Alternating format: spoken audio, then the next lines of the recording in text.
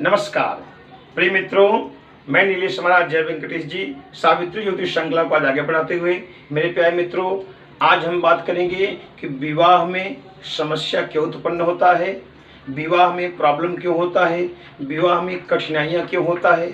हर माता पिता चिंता में पड़ते हैं कि मेरे बेटे का या बेटी का विवाह में इतना समस्या क्यों आ रहा है, क्यों विवाह जल्दी संपन्न नहीं हो रहा है। माता पिता चिंता में पड़ते हैं कि बेटे का उम्र ज़्यादा होता जा रहा है, बेटी का उम्र बढ़ता जा रहा है, पर अच्छा रिश्ता नहीं मिल रहा है। प्रिय मित्रों, आज हम संपूर्ण जानकारी आपके सामने प्रस्तुत करेंगे कि कुंडली में किस ग्रह की वजह से विवाह में कठिनाइयाँ उत्पन्न होता है, विवाह में प्रॉब्लम आता है। और आज हम ये भी बताएंगे कि उस ग्रह को कैसे शांत किया जाए, उनका निवारण भी मैं बताऊंगा, जिससे विवाह का रिश्ता जल्द से जल्द संपन्न हो। प्रिय मित्रों, एक निवेदन है, यदि आप मेरे चैनल पर नए जुड़े हुए हैं तो चैनल को जरूर सब्सक्राइब कर लें। यदि मेरा वीडियो आपको अच्छा लगे तो अवश्य लाइक करें। प्रिय मित्रों, आगे बढ़ते हैं। आज का जो मुख्य विषय है कि विवाह विचार, विवाह में देरी क्यों होता है। प्रिय मित्रों, देखिए मैं यहाँ एक लग्न चार्ट बनाया हूँ और ये देखिए प्रथम स्थान है। यहाँ 1 से लेके 12 तक कोई भी अंक हो, लेकिन प्रथम स्थान यही कहा जाएगा। तो मैं यहाँ कर्क लग्न की कुंडली बनाया हूँ आपके सामने, तो प्रथम स्थान यही कहा जाएगा। तो 1 2 3 4 5 6 7 8 9 10 11 12, ये 12 स्थान है। तो आज का जो मुख्य विषय है विवाह का विचार, विवाह में कठिनाइयाँ क्यों आता है, तो सप्तम भाव से विवाह का विचार किया जाता है। प्रिय मित्रों, आज जो मैं आपको बताने चल रहा हूँ कि 3 ग्रह ऐसे हैं, यही 3 ग्रह की वजह से विवाह में कठिनाइयाँ उत्पन्न होता है और विवाह में ज़्यादा प्रॉब्लम आ जाता है। और व्यक्ति का, चाहे लड़के की कुंडली में देखा जाए चाहे लड़की का कुंडली में, विवाह जल्दी संपन्न हो नहीं पाता है। 3 ग्रह कौन से हैं? सूर्य, मंगल और शनि। प्रिय मित्रों, चाहे लड़के की कुंडली हो चाहे लड़की की कुंडली हो, यदि आपके कुंडली में सूर्य गड़बड़ होंगे तो उनको करना क्या चाहिए। देखिए, सूर्य का सीधा सा अर्थ हो गया पिता, राजा। तो चाहे लड़के की कुंडली हो चाहे लड़की की कुंडली हो, यदि सूर्य गड़बड़ हो तो उनको क्या करना चाहिए, पिता का सम्मान करना चाहिए, पिता का आदर भाव देना चाहिए, पिता का सत्कार करना चाहिए। क्योंकि यदि पिता प्रसन्न हो गए तो सूर्य अपने आप प्रसन्न हो जाएंगे। क्योंकि देखिए, ग्रहों से परिवार भी देखा जाता है। यदि आपके कुंडली में सूर्य प्रसन्न तभी होंगे जब पिता प्रसन्न होंगे।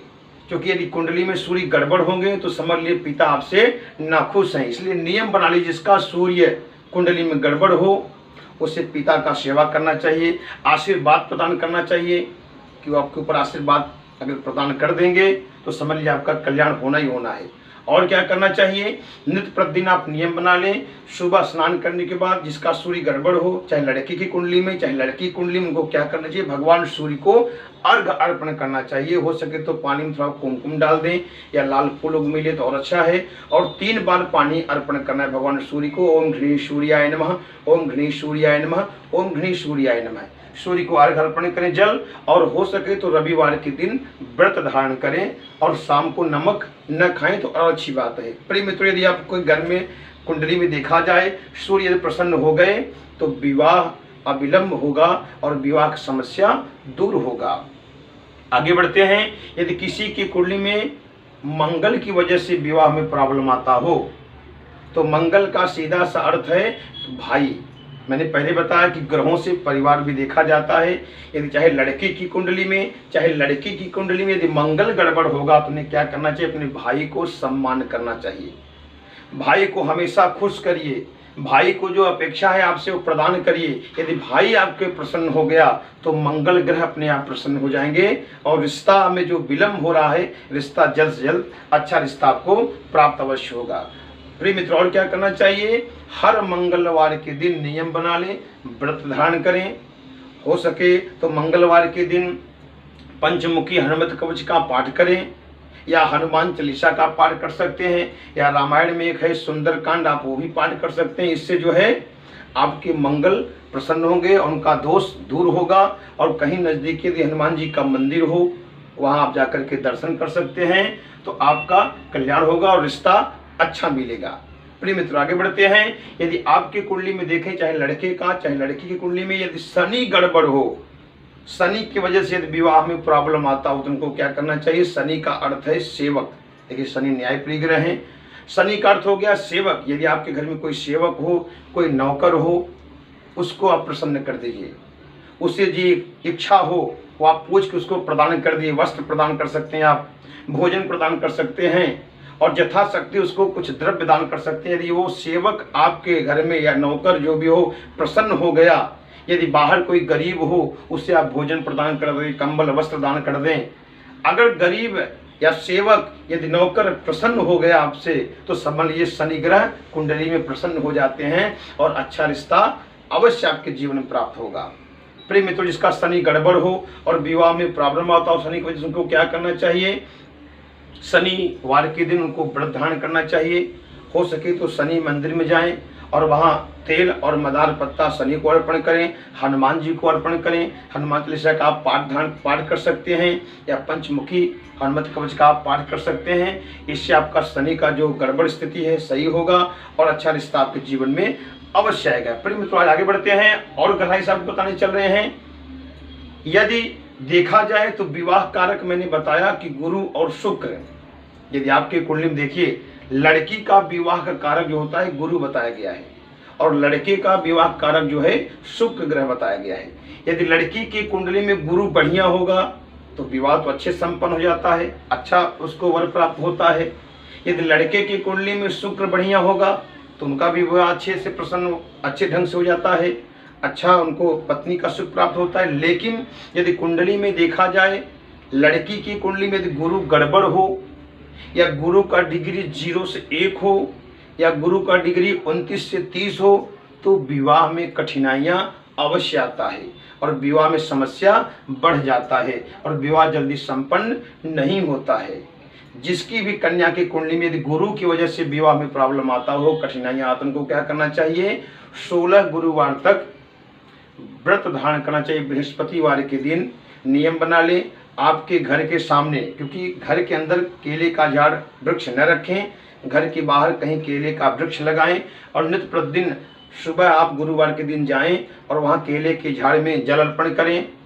थोड़ा सा हो सके तो हल्दी अर्पण कर दें, चने का दाल अर्पण कर दें और गुड़ अर्पण कर दें, और 21 बार वहां बोलना है ओम ब्रिंग बृहस्पतये नमः, ओम ब्रिंग बृहस्पतये नमः, ओम ब्रिंग बृहस्पतये नमः। इससे गुरु प्रसन्न हो जाएंगे और विवाह में जो गुरु की वजह से समस्या आ रहा है वो दूर हो जाएगा। यदि लड़के की कुंडली में शुक्र देखें, यदि शुक्र का डिग्री 0 से 1 होगा या शुक्र का डिग्री 29 से 30 होगा, तो भी विवाह में कठिनाइयां आता है और विवाह में समस्या बढ़ जाता है। उनको क्या करना चाहिए? शुक्रवार के दिन नियमित बना लेना चाहिए कि हर शुक्रवार के दिन हो सके तो किसी अच्छे ब्राह्मण को बुला करके, या आपके पास समय कम हो एक बार नवचंडी अवश्य अपने लिए करा लें, या तो अगर समय आपके पास है तो जीवन में सतचंडी अवश्य कराएं। अगर ये आप नहीं कर सकते हैं तो शुक्रवार के दिन क्या करना चाहिए? 1.25 किलो शक्कर और 1.25 किलो चावल अपने सिर को घुमा करके 7 बार कहीं मंदिर में प्रदान करें, या हो सके किसी गरीब को दान करें। इससे शुक्र आपके प्रसन्न हो जाएंगे। और क्या करना है? खीर और पूरी किसी गरीब को अवश्य खिलाएं। अंधे को आप कंबल वस्त्र अवश्य दान करें। जिसका शुक्र लड़के कुंडली में गड़बड़ होगा, यदि ये ऐसा नियम करेंगे तो शुक्र प्रसन्न होंगे और अच्छा रिश्ता आपको प्राप्त अवश्य होगा। प्रिय मित्रों, देखा जाए और क्या देखना है शुक्र और गुरु का। मान लीजिए शुक्र और गुरु यदि आपके कुंडली में वक्री होंगे तो भी विवाह में कठिनाइयां आता है। तो यदि ये नियम करेंगे तो विवाह का समस्या जो है वो दूर होगा। शुक्र गुरु जो 2 ग्रह ऐसे हैं, ये विवाह के बहुत ही अद्भुत कारक माने गए हैं। यदि मान लीजिए शुक्र आपके कुंडली में 6वें भाव में बैठा हो, या 8वें भाव में बैठा हो, या 12वें भाव में बैठा हो, तो भी विवाह में समस्या उत्पन्न करता है। चाहे गुरु 6वें भाव में बैठा हो, 8वें भाव में बैठा हो, या 12वें भाव में बैठा हो, तो भी विवाह में समस्या उत्पन्न करता है। तो ये नियम करने से गुरु और शुक्र का दोष दूर होगा। प्रिय मित्रों, अब आपको थोड़ा हम डिटेल में बताना चल रहे हैं कि गुरु, मान लीजिए स्थान आपके कुंडली में गुरु कहीं भी हो सकता है, यहाँ लग्न संख्या कोई भी हो सकता है। मुख्यतः देखना है गुरु 6वां भाव यह है। देखिए 1 2 3 4 5 6। मान लीजिए लड़की कुंडली हो, यदि गुरु 6वें में होगा, या गुरु 8वें में होगा, या गुरु 12वें में होगा, समझने के लिए आपको मैं बता रहा हूँ, तो भी विवाह में समस्या उत्पन्न होगा। अंक कोई भी हो, यहाँ अंक कोई भी हो, खाली आपको देखना है कि 6वें भाव में 8वें भाव में और 12वें भाव में यदि गुरु होगा तो समस्या अवश्य उत्पन्न होगा। मान लीजिए लड़के कुंडली देखें, यदि शुक्र जो है 6वें में हो, या शुक्र जो है 8वें में हो, या शुक्र जो है 12वें भाव में हो, तो भी ये अपना समस्या उत्पन्न करता है। तो मैं आपको नियम बता दिया, यदि शुक्र गड़बड़ हो तो क्या करना चाहिए और गुरु गड़बड़ हो तो क्या करना चाहिए। प्रिय मित्रों, और थोड़ा गहराई से हम चल रहे हैं कि विवाह में समस्या क्यों उत्पन्न होता है। यहाँ मैं लिखा भी हूँ कि सप्तम भाव में शनि मंगल सूर्य रहे तो विवाह में विलंब होता है, तो विवाह में विलंब होता है। तो सप्तम भाव कौन सा है? देखिए सप्तम भाव ये है। यहाँ अंक कोई भी हो, यदि सप्तम भाव मान लीजिए किसी कुंडली, चाहे लड़के कुंडली हो चाहे लड़की कुंडली हो, यदि सूर्य यहाँ बैठा हो, या मंगल हो सकता है या शनि हो सकता है, तो भी विवाह में प्रॉब्लम ज़्यादा करके आता है। चाहे लड़के कुंडली देखें चाहे लड़की कुंडली देखें, यदि अंक कोई भी हो, अंक पे नहीं जाना है। यदि देखें सप्तम में सूर्य बैठा हो या मंगल बैठा हो या शनि बैठा हो, तो विवाह में समस्या बहुत ज़्यादा उत्पन्न होता। तो मैंने नियम बताया कि सूर्य क्या करना चाहिए, मंगल का क्या करना चाहिए और शनि का, मैंने तीनों उपाय आपको बताया। प्रिय मित्रों आगे बढ़ते देखिए, सप्तम भाव का स्वामी यदि वक्री हो तो विवाह में विलंब होता है। अब सप्तम भाव यही है, विवाह देखा जाएगा यहीं से। अब सप्तम भाव का स्वामी, उदाहरण के रूप में बताऊं, मान लीजिए यहाँ 10 अंक लिखा है, यहाँ 1 से लेके 12 तक कोई भी अंक हो सकता है। उस अंक का स्वामी यदि वक्री हो तो भी विवाह में समस्या उत्पन्न होता है। उदाहरण के रूप में बताऊं, मान लीजिए यहाँ मैं 10 लिखा हूँ तो 10 का स्वामी शनि हो गया। अब ये शनि कहीं भी बैठा हो कुंडली में, मान लीजिए शनि चाहे सप्तम बैठा हो चाहे 12 स्थान में कहीं बैठा हो, चाहे लड़के की कुंडली हो चाहे लड़की की कुंडली हो, यदि शनि वक्री होगा तो भी विवाह में ज़्यादा प्रॉब्लम आता है। यदि मान लीजिए यहाँ कोई और भी अंक हो सकता है, मान लीजिए मैं यहाँ 9 अंक लिख दे रहा हूँ, तो कहने का तात्पर्य एक 9 का स्वामी हो गया, देखिए धनु हो गया, धनु का स्वामी हो गया गुरु। अब ये गुरु 12 स्थान में कहीं भी हो सकता है। यदि गुरु वक्री होगा तो विवाह में समस्या उत्पन्न अवश्य करेगा। तो समझने की बात यह है, यहाँ 1 से लेकर 12 तक कोई भी अंक हो, यदि वो ग्रह वक्री होगा तो विवाह में कठिनाइयां उत्पन्न अवश्य करेगा। यदि जो ग्रह वक्री हो उस ग्रह का वैदिक मंत्र से जाप करवाना चाहिए, उसका दोष दूर होगा। किसी अच्छे ब्राह्मण से सलाह लेकर के कि सप्तम में कौन सा अंक बैठा है, उसका स्वामी यदि वक्री है तो उस ग्रह का जाप हवन करने से दोष दूर होता है। प्रिय मित्रों देखिए, यदि विवाह भाव सप्तम भाव में कोई भी ग्रह हो, यदि ग्रह वक्री हो तो विवाह में विलंब होता है। समझने की बात यह है कि मान लीजिए यहाँ 10 अंक लिखा है, अब 10 अंक का स्वामी शनि हो गया। अब यहाँ शनि का मतलब नहीं है यहाँ 1 से लेकर 12 तक कोई भी अंक हो, यदि कोई ग्रह आकर के यहाँ बैठा हो, मान लीजिए यहाँ शनि भी हो सकता है, गुरु भी हो सकता है, मंगल भी हो सकता है, या सूर्य भी हो सकता है, या बुध भी हो सकता है। कहने का तात्पर्य कोई भी ग्रह यदि वक्री होकर के यहाँ बैठा हो तो भी विवाह में कठिनाइयाँ अवश्य उत्पन्न खड़ा करता है, समस्या बढ़ाता है।